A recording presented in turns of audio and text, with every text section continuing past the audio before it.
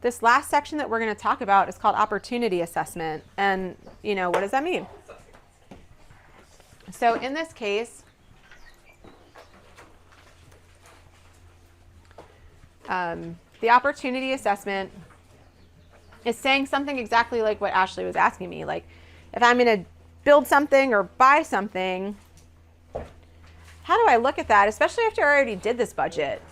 Now am I going to go do another budget because I already built this whole budget, and now, like 10 days later, I want to think about adding this other thing on, and is it even worth it to go stuff it into the budget? There's a way to just look at that extra piece on the side and give yourself that like litmus test on whether or not you want to go further with it. And I'm going to share that with you today. Actually, worked with my coworker, Elaine, who works on developing a lot of these materials with me and teaches a lot of these workshops with me. We built this tool together in response to farmers asking that in response to the budget tool that we have. So like, her and I have taught a number of different farmer cohorts over the years in different places, and kind of always came back to that question. Well, we already just did the budget. Now they're like, but I might buy that greens harvester, or I might buy that industrial salad spinner or whatever. And then what's that going to do to the whole budget? And we were like, we need like a kind of quick and dirty tool to make that assessment without going all the way back through the budget process, because that's kind of discouraging. Like, I just did the whole budget and now I've got to do it again. So people seem to like this one. Hopefully you guys like it too. And I'll show it to you. And again, this is a file that we'll share because it's going to be like a demo in Excel too. So opportunity assessment, talk about how it relates to all this chart of accounts and budget work we've been doing already. And then I'll demo the tool. And then I'll also show you how to look at monthly amortization. So what that is, a fancy way of saying, like, when you have a loan with an interest rate, every single month, the interest and principal amounts are different, right? Because you generally pay more interest up front. And so how do you build an amortization table if you need to see what's the part of the debt that goes on my income statement and what's the part of the debt that goes on my balance sheet? So if we have time, I'll share that worksheet with you too. And I think it also just helps understand like how loans are programmed and what you're really getting into. So I think it's important to not just always rely on an app to spit out that number and just understand how it works. So I promised many reminders on this, right? The chart of accounts is the hub of the whole thing. So when we think about building an opportunity assessment model, we want to use the same names for everything, right? So that way we can compare things and tack them on and not start a whole new thing when we already have a really solid foundation. Opportunity assessment usually circles around a liability. Not always. Sometimes you can cash flow something, but just a reminder about that too. So if we have an operating loan and we're getting equipment, right, we got to make sure that we get it on the balance sheet in two places.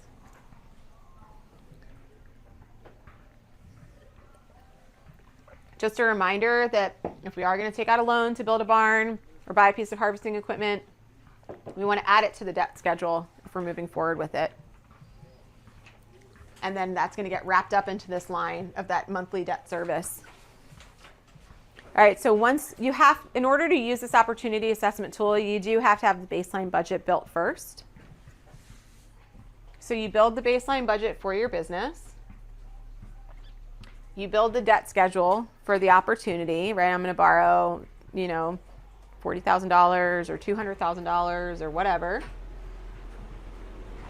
And then we want to look at incrementally in your business, right? Because you already have a business, so this is adding on to your business, so incremental.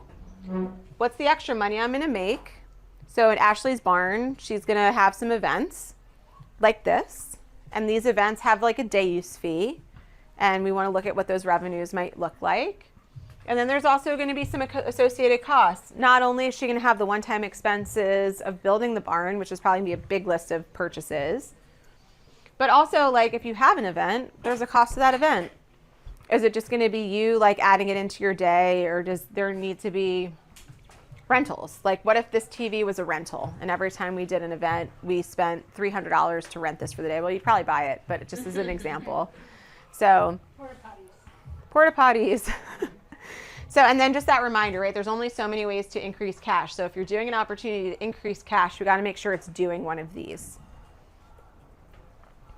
Okay, so this is what the opportunity versus debt model looks like. It's not that long as compared to the whole budget process. So let's talk through it. And then I'll show you the spreadsheet, and then we'll probably have time to try some examples from Ashley's stuff. So let's say there's probably also to look at in here.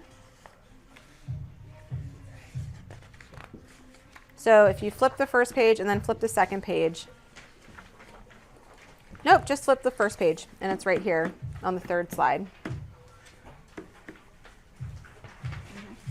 Okay.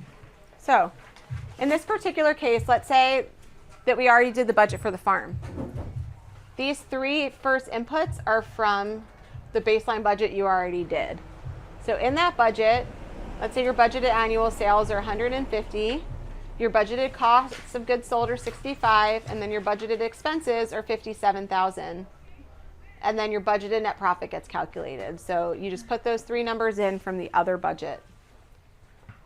Then you put in your debt payment, and then you get the net operating cash, right? So this is the work you already did on the budget. This is already done. The net operating cash for your business is going to be $19,000 based on the model you already did. Then what we're saying is that we want to go ahead and we want to buy a piece of equipment. We want to buy this piece of equipment purchased for salad green sales to our current customers all year round. And so we write the opportunity down in this cell. Then we ask ourselves, and we have a notes column, what's going to be the increase in income just from that greens harvester? And so we talk to our customers, and we have an extra $500 a week in sales for the whole year. So we put that in there, 26,000. Then what's the projected increase or decrease in my COGS accounts based on growing more, enough more to sell $26,000 worth? So these should be items from your chart of accounts.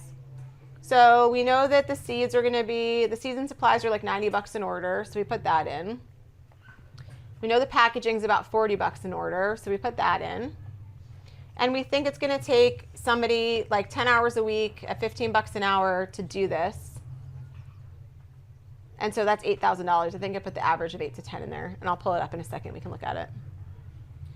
And then we want to also look at what of the expenses below the cost of goods sold and gross margin area of the profit and loss are going to change based on this opportunity. So I probably have to deliver more, and so on and so forth.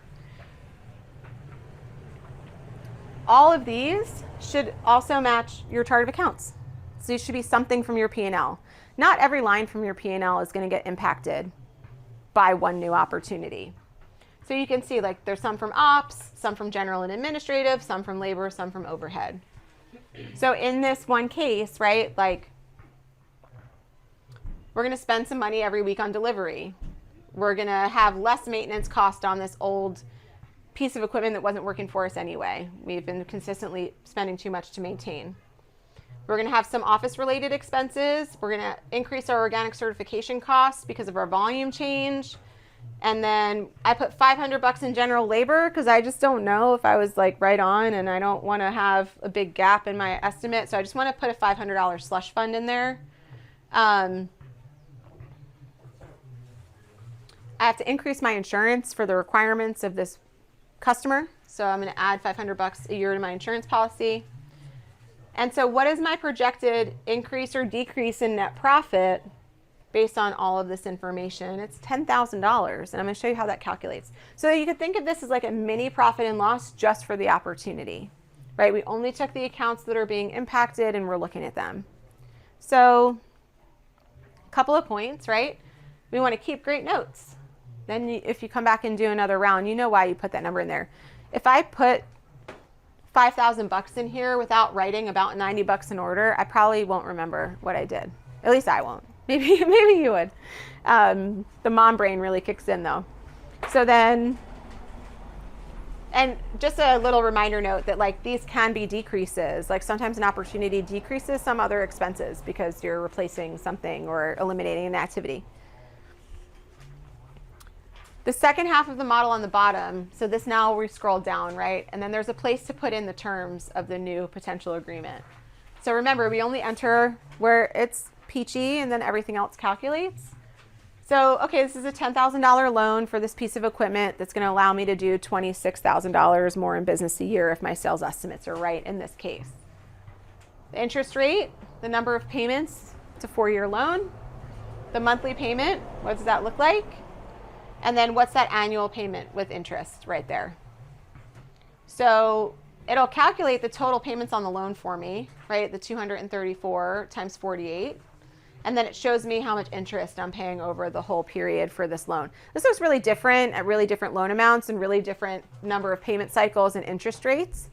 But you know, if you're gonna pay all this money, it's like, how much is really going to interest? Well, okay, I can deal with that. I can stomach that. This is a number that your feelings about are directly impacted by your risk appetite, right? So like if you don't really like risks, and you know, it lets you digest that situation. So then it projects the net operating cash just from the new opportunity, right? And how much did that change, with the new opportunity, and then how much did that change from your budgeted net operating cash? And then this last line tells you as a percent of the revenue, like that new $26,000 coming in, what's the margin as a percent of that? And so I'm going to pull up the model and show you, but before we talk about whether it looks good or bad.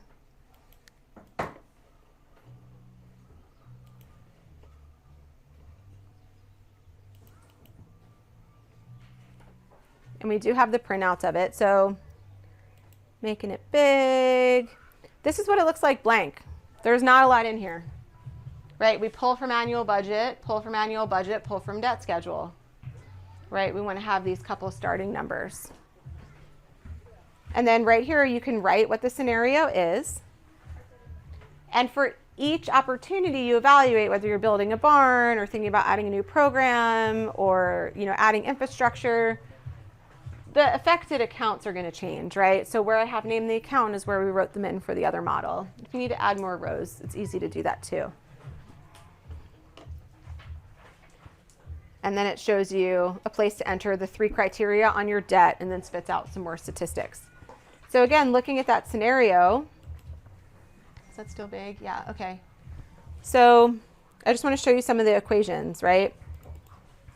150,000 minus 65,000 minus 57,000 is going to give your budgeted net. You have your income minus your cost of goods sold minus your expenses is your net profit. And then you have that debt schedule piece, what you might be paying on the debt schedule. And then you have that budgeted net operating cash. Cash and profit's not the same thing, right? We talked about this a lot. You label the opportunity, and then you just put in those inputs. You write in the categories. You're probably looking at your P&L on the side, right? Pulling the ones that are going to be affected and writing them in, and then by how much.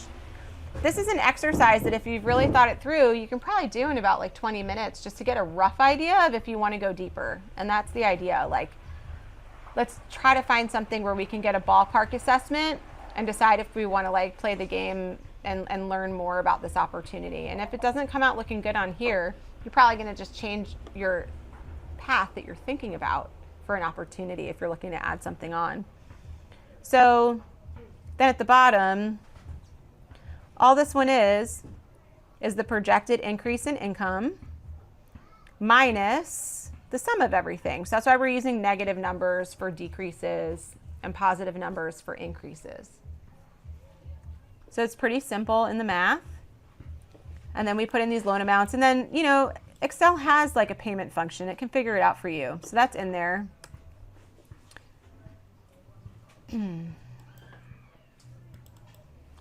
So the projected net operating cash takes the one from your budget. Let me move this back in the middle like last time. Ah. Okay, just gonna try not to destroy the place. So it takes the one from your income, and then it adds in the projected increase or decrease on your net profit from the new opportunity. And then it subtracts the annual payment on the loan. So this is designed to be a 1-year snapshot adding on to your budget, right? This is just for the coming year. And what this 29% means is that in this change, right, of this $7,000 increase divided by the additional sales. So of that additional sales, looking at that increase in the net operating cash, how does that come out as like a opportunity assessment? So we've retained 29% of that revenue from this opportunity while paying off our loan payment.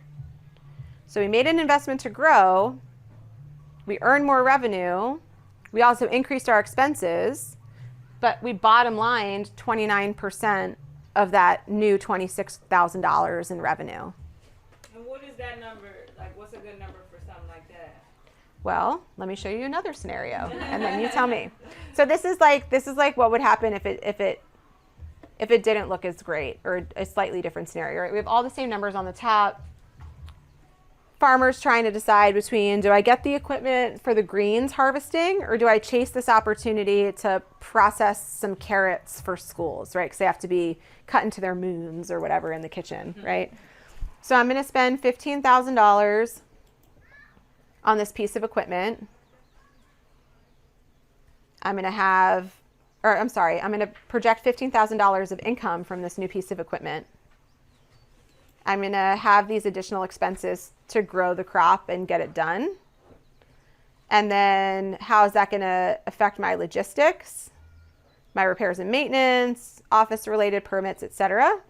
And what's the projected increase or decrease in net profit? So let's say that this is like the same scenario, but maybe we can only make the 500 in sales 30 weeks a year, right? We don't have a year-round customer. We have a seasonal customer. So the income goes from $26,000 to $15,000. Can we go back up just for 1 second? Projected increase of the cost of goods, and then the next one was projected increase of decrease in expenses.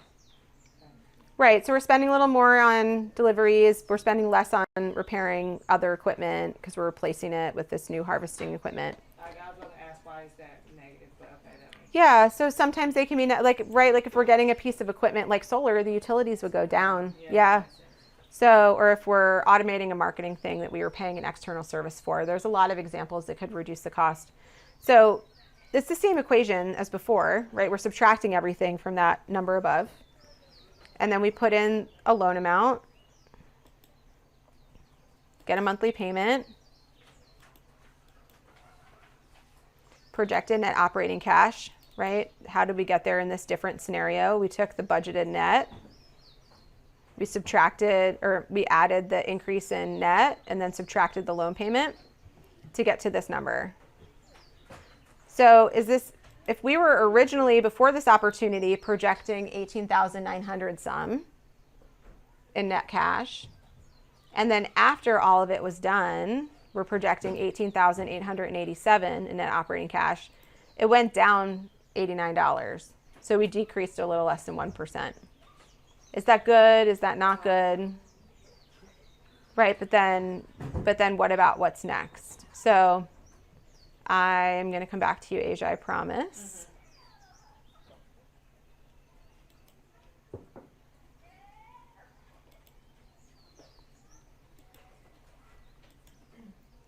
Okay, so the first scenario looked pretty good. We had all this extra revenue and a net of $10,300. The annual cost of the loan wasn't so bad. We had an extra $7,000 in the first year after the loan payments and that 29% profit margin of the new revenue opportunity. So basically we kept almost a third of those sales, and that does look like a pretty good opportunity. I mean, not only are you profiting, but you have a pretty decent margin and you're paying off a loan. And then in the other scenario, right, we lowered the sales, we lowered the opportunities net because the sales were down too. And this doesn't look so great, but what's the question that maybe you want to be asking yourselves, right? What might years 2 and 3 look like? Maybe $15,000 is just the incremental revenue we can achieve right now based on the customers we know, but we know there's room in the market. So we think second year, third year, maybe that's going to go up significantly. Are we willing to hit basically a break even on a new opportunity? Like, we're going to do a lot more work, we're going to spend a lot more time, we're not going to see a change in our net profit. Sometimes we get really caught up in that negative symbol, but $89 isn't a whole lot of change to get involved in a whole new market that's going to blossom for us in the very near future. So is that like very, very tiny projected loss from the core operation going to be okay? And then we just want to challenge our assumptions and go back and look at the draft some more. So, you know, if there's a plan on where, like, it's very common that if we're going to do something new and make an investment in something, it's not going to profit the first year. So you have to think about, like, you know, where's that train headed and do you want to be on it? You're paying off the asset, though. That's the benefit. You're not only, it's not only negative one. I mean, you're like Right. Asset. You're paying for that piece of equipment or whatever it is that you're doing. So I want to go back to the model for a second.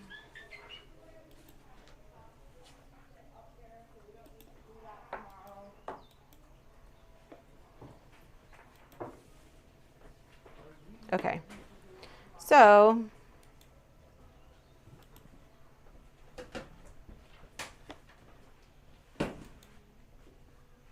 if we were going to start this from scratch, I know we probably only have about 10 minutes to play with this, so we can like take it with a grain of salt.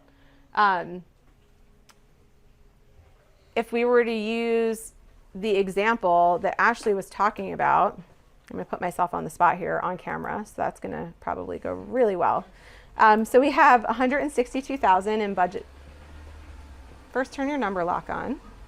162,000 in annual income. Right, we're jumping back to her budget. I'll make it a lot bigger too.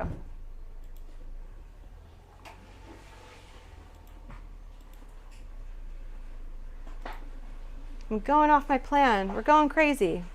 Okay, so and then her cost of goods sold, 36.8.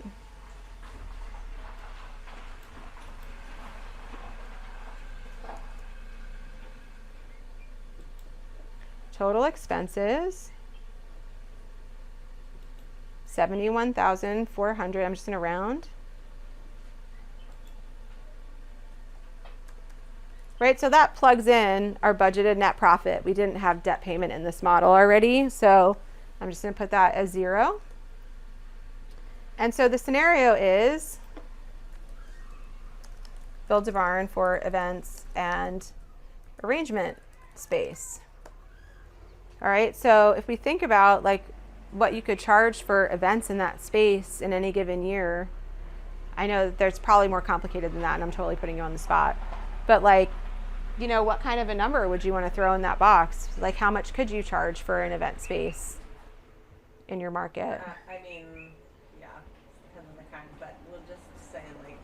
And we can also just model something hypothetical. I mean, what did you charge for your wedding? We did like an 1,800 Yeah, like 2,000. base. And then you think you could do 1 a month or 2 a month? 1 a month. All right, so you could also just type in the number, but I like to use the little equations. And then if we look at your cost of goods sold, it might not have much change. So, and obviously you can get additional incremental revenue from selling some flowers and stuff there too.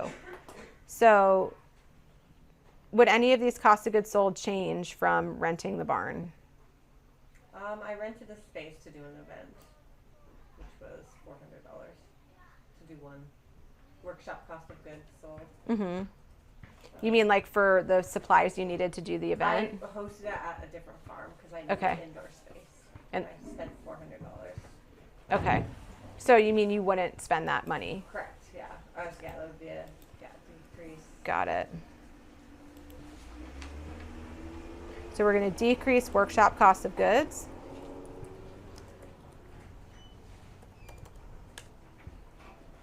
And then, you know, when we think about the expense categories that would go up,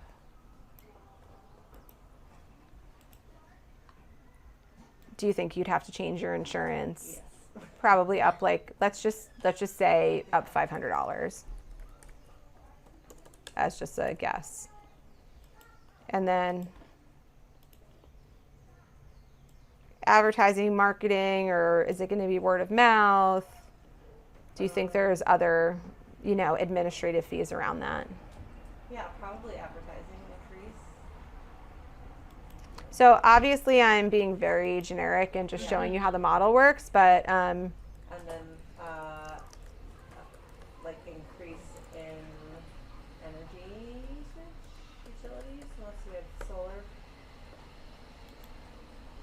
I keep clicking there. I need to click here. And then when the weddings come, are you going to work them? Yeah. Or do you think you would hire someone? Because if you're charging $2,000, what would you have to pay an event coordinator to do them? Yeah, we would work them. I don't know. I would probably, yeah, one of us would probably do it, yeah. Okay. Um, And then, so that's going to come out of owner draw later. So we're not going to calculate that right now unless you want to put in a budget for yourself. Like, do you want to pay yourself $500 to do every one of those $2,000 weddings? yeah, I don't know. You want to see how it shakes out first because you're building a barn? Yeah, probably not. I don't, A lot of locations have like, you can rent the facility, but then to get a coordinator, that's extra. yeah, I mean, you could come up with a whole menu of offerings. So let's just assume that we would charge for whatever you want to take. So we'll leave it out for right now. Really, operating expenses might be utilities and, you know, some rental supplies, unless, Yeah, probably. I mean, it could just bare bones it though. yeah. So let's say your utilities aren't that much. So let's say they maybe just go up by, you know, $350 for the year, and then we do some supplies purchases to get started. And They're $200 a month. what's that? Porta potties are $200 a month. Hopefully you have a bathroom in The there. super deluxe ones, those are probably expensive. I know there was this winery we used to do events at, and they had like the super deluxe one that they always had there, and they decorated the whole inside of it, so it really felt like you were going in a room. Like every inch of the walls had something hanging on it. There was like a mirror and a vanity in there. Like it was really funny. So the you know, we're just going roughly here. So obviously we haven't included everything that we would include on a deeper analysis, but you know, and then if you were going to take out a loan on it, you know, what do you think is a ballpark cost to build that barn? 200,000? And let's say we were able to get an annual interest rate of like a 5%, and in a building, maybe we could get like a longer loan of like a 7-year times 12 months. That's a pretty big monthly payment. And so what that looks like is a $13,000 annual investment over that 7-year period. But then maybe we decide maybe that should be a longer loan if we can get it. So what would happen if we were able to get a 10-year on it? That's a $5,000 investment a year for 10 years to get there, right? And then we can come back up and say, well, maybe I need to see what this opportunity looks like if I'm actually doing a different number of events a year. So I want to put a trigger in here. So maybe instead of 12, I'm doing 14 at $2,000 a piece.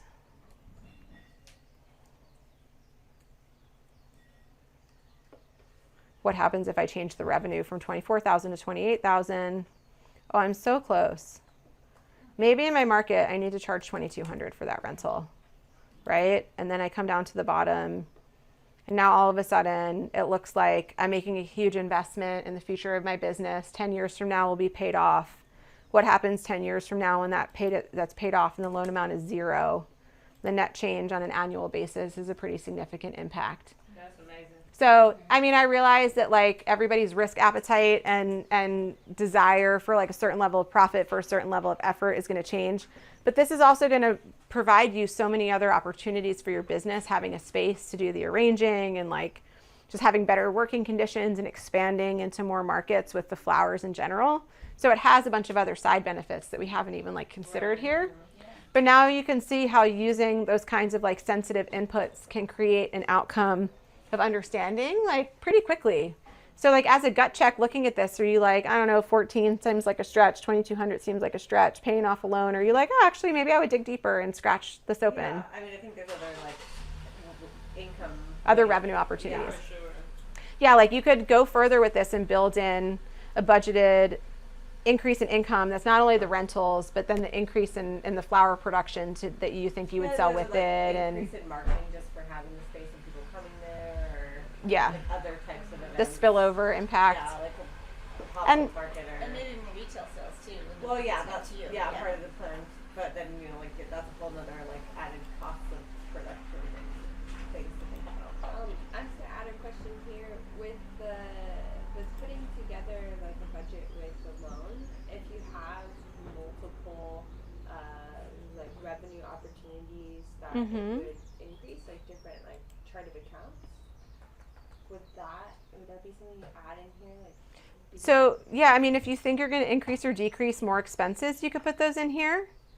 But you have this projected increase in income. I only have one spot for it, but like we could break the formulas and add multiple rows for increase in income for sure. Or you could just sketch it out, like you could sketch it out over here. Like we could say like, you know, wedding rentals, increase in flowers, like coordinator, day rate, da da da da da, and put all those in here and total it up here, right? And then just make this cell match that one over there so that you don't have to build a bunch of stuff into the model, but you could still lay out a number of different ways you're thinking about new revenue opportunities, right? You could put the total here and then link it over. Okay.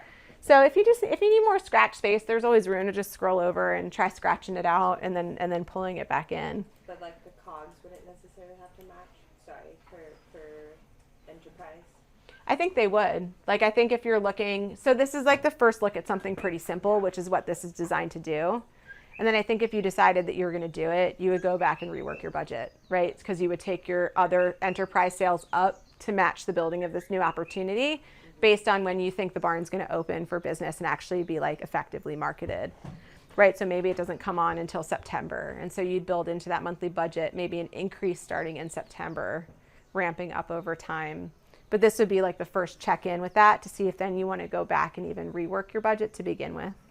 So this is like that first layer of assessment. And then you go back and do everything we learned in Module 3 Oh, got it. with the new sales. So when we mapped out the sales projections for the budget, you would then go back in there and say, well, actually, now I have to add the wedding sales in starting in September and take those other enterprises increased in there too. But like before you go start ripping apart your budget, you want to kind of test it. And this is like that testing ground. Okay, got Yeah. it. Very cool. Thank you. Yeah, absolutely. So that was fun. I always love it when I decide to do something different and it didn't blow up. But the amortization table, I'll just show you this. You guys have it in your packet.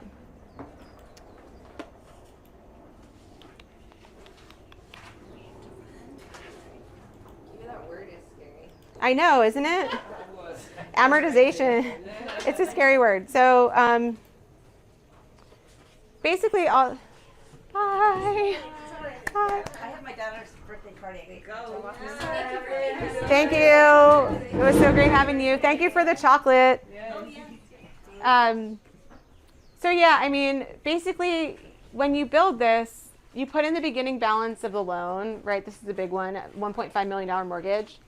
And then you calculate the interest. And then your principal is going to be the beginning balance minus the interest. And then you keep calculating the interest based on the beginning balance of the next period. So this is just a table that's going to take you through that process. And hang on one second. I just want to show you how it works, and I have it behind the scenes.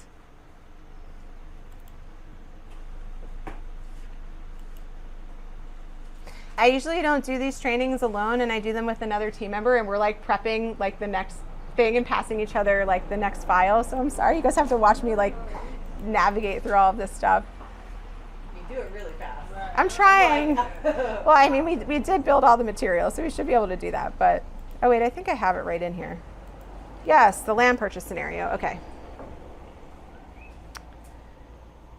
All right, so this is just a different one than I had on the board before, but if the beginning balance of the loan is $800,000, when we enter the information at the tops of these tables, right, we put in the number of months in the loan, not the number of years. We're looking at the period. And then we have the interest rate. This is a land loan, so it's pretty low. And then we can calculate the monthly payment. Like Excel has a payment function. It'll do it for you. So you just follow the prompts, but basically all it is payment equals the interest rate divided by 12, because if your period is months, you can't use a yearly interest rate. So you divide the interest rate by 12, and then the next input is the month, and then it's the amount borrowed, right? So we use the negative number.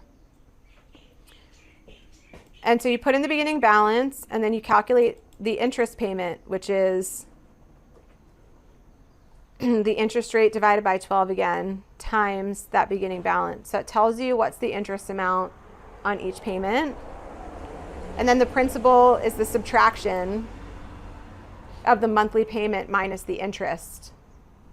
The ending balance on the loan at the end of the period, the end of the month, is the amount you began with minus the principal payment. So if you're wondering about how to try to figure out like when's the opportunity to pay off a loan going to actually, be really impactful, this is going to show you how your principal changes over time. Because the interest is not always the same, right? The interest is based on the ending balance of the period. The beginning balance of the next period is always the ending balance of the last period, right? Just like with bank reconciliation in QuickBooks, the beginning balance of the next month is always the ending balance of the prior month. So if you don't reconcile, then the disconnect just builds, right? So I just wanted to show this because I think in a lot of cases, like as a small business owner that's thinking about borrowing, we've never really looked at an amortization schedule. And so just to understand, like when you're thinking about different decisions on how to spend, pay off, take a new loan, how the interest rate really impacts the whole picture and how we get that number of what goes on the income statement versus what's changing in the balance sheet on the amount of the remaining liability. It comes from this, right? So being able to understand, like when I get my statement, it says this much is principal, this much is interest, and here's how I split the transaction in QuickBooks. That's where it comes from. I do think that it's intimidating, but it is also pretty straightforward once you understand it. And if you're thinking about I wouldn't want to talk about taking loans to achieve opportunities and not also just talk about how interest and principal split out inside of a loan. Right, so this is a tool that you guys have at your fingertips to be able to use. There's a bunch of apps, right? You type in, the amount of the loan and the interest rate and it spits out your monthly payment. But I just wanted to make sure we had 1 minute to focus on what's happening under the surface. Like the duck is swimming, we see the monthly payment, what are the feet doing under the duck, like under the water, and that's here. So They're swimming! They're swimming! Everything's changing under there, it's all changing. Even though that monthly payment's always staying the same. So I just wanted to shed a little light on that because I think it's important to have an understanding for that. And then there is a blank table at the back of the spreadsheet if you want to play with something to try. So This is awesome. that was the opportunity versus debt module that my coworker Elaine Lemon and I built and love to share. And that is also the end of that particular presentation. So I think you have probably all noticed at this point that, and there's a little homework in here, but I would kind of ignore this right now. You've got other homework that comes first, and then if you're thinking about how to integrate this at a later time, this is how we'd recommend beginning to play with it. So, and you've probably noticed at this point that my phone number is like at the back of every slide deck, and so is my email address. So if you want to ask questions, if you want to follow up, just reach out to me. The very last part of our agenda today was to end at 4:30, and it's 4:08, so I'm pretty close. I'm only 8 minutes off. To have this optional Q&A and closing reflections to hold some space to focus on next steps or talk a little bit more about answering any more questions that you guys have. But before we go there, I know that India would love everybody to take out their survey from this morning. Maria was intuitive enough to do that before she left, which was awesome. Take the post-course survey on the back. They're the same questions that we asked you this morning, right? So it's how much more understanding may you feel in different areas based on the work that we did today. And then those are going to go back to India and Logan to take with them. And then, we'll stay for a little bit longer if you want to, or if you need to go. The official end of our program is happening, but we did have some time for reflection and questions too. All right, thank you guys so much. Thank you. This was so fun. Thank you. And Why did you do this for a living? thank you. I'm super excited too that this isn't the end. It's not just a come in and train and walk away. We have some workshops and some chance to continue to roll up our sleeves and answer questions. So